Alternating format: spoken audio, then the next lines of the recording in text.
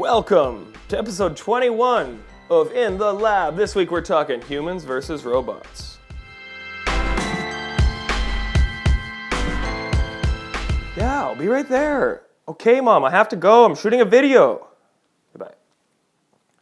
Oh, hey. Humans versus robots. Who would have thunk it? Well, Planet Money did. And they put a video series or podcast series together, 4 amazing episodes about humans versus robots. The first one talks about, and this one actually was listened to on the way to a presentation in Calgary or in Saskatoon, and actually used it in my presentation. It was a competition of humans versus robots. The first one was a little robot that folded towels. At MIT, at one of our greatest schools in the world, they're coming up with a robot that can fold towels. That's right, folks, we're getting rid of laundry. That's what we're working on right now. Now, if you think about it, it's a very complex process, getting an arm to go in there, grab the towel, and go out and fold it. But also, they got a 3-year-old kid to fold the towel within 30 seconds. So, humans 1, robots 0.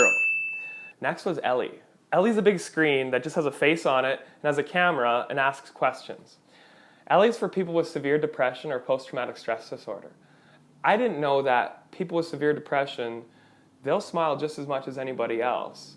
They can hide it just as easily as anybody, but what Ellie can find is ask those questions that are really hard to answer without lying to someone, and the camera can catch that.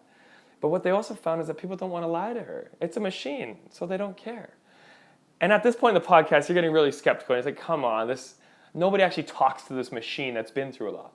They had an army vet that came back from Afghanistan, from Canada, and he talked about how it changed his life because he actually got to share a story that he'd never been able to share before to Ellie.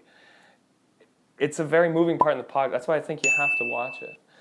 The last story was this really cool program that writes news stories. I didn't know, like on the BBC, Reuters, CNN, Yahoo News, all those sites, they don't always have a human writing those stories. Sometimes they can put in the facts and this algorithm finds how to actually pitch that story.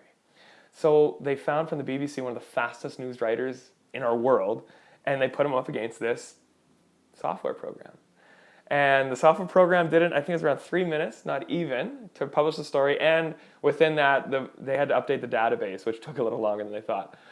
Our human, our genius, our speed writer over here, he had a really cool, interesting story. It was a much better news story, but it took him about 3 times as long to write. So they did say robots 2, humans 1. So that was one of the podcasts. The second one was how it's called When the Machine Comes to Town. And it's all about how the manufacturing era in the US is almost over. And now they're replacing a lot of people with machines. And there's some academics that are really worried about this because that keeps going. What happens to you and I? Will we have a job? What will we do in the future? The third podcast talks about iWaiter. And this really interesting program, I've never heard of it before. It's called Ziosk.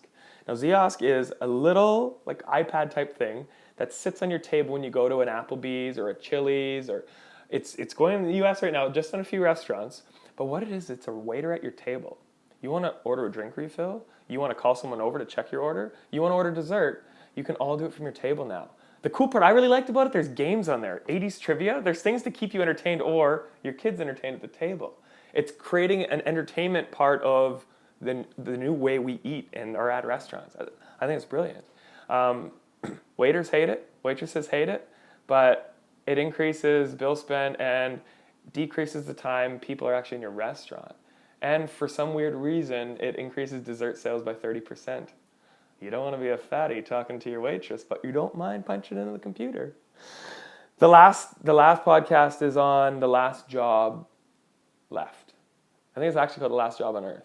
And it's about the quality control. It's a fictional story. It's about the quality control officer when everything is automated. It's about the one guy's job and what he has to do. It's kind of a fun story, but a little bit eerie because that's a question we're all going to have to figure. What do we do in the future? And if a machine can do your job or somebody over in another country can do your job for a lot less money, why are we going to pay you to do it?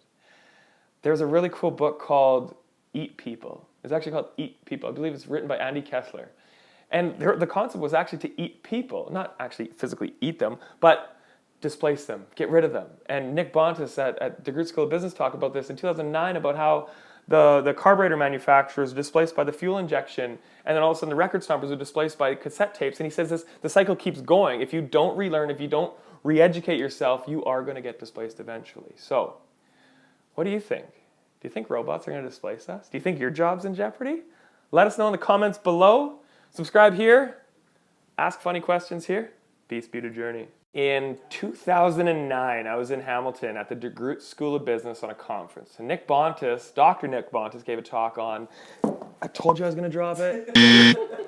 Sometimes you can't talk to a human being and tell them how you really feel, tell them those deep down, those secrets that you need to get out, but you can to Ellie. And I didn't believe when I was listening to it, but on the podcast you can actually hear this guy, there's an army vet who, I stopped the recording. What? Yeah, I dropped it and then Oh.